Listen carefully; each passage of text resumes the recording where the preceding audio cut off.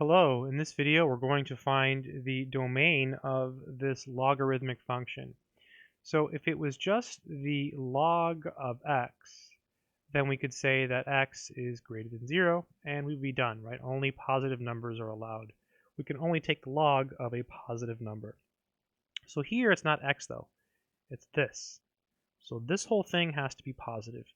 So whenever you're looking for the domain of a log function, the very first step is to take this whole thing, so the absolute value of 6x plus 6, and set it greater than 0. That is the very first step, always when you're looking for the domain of log functions.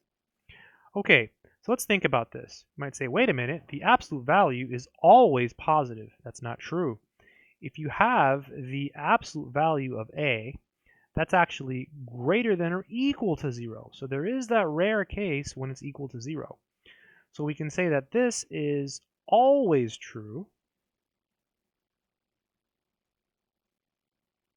unless it's 0. So when is it going to be 0? Well, when the inside piece is 0. So unless 6x plus 6 is equal to 0. So what does that mean? That means that 6x is negative 6. Dividing by 6 means x is negative 1. So it's always true unless x is equal to negative 1. So the domain is all numbers except negative 1.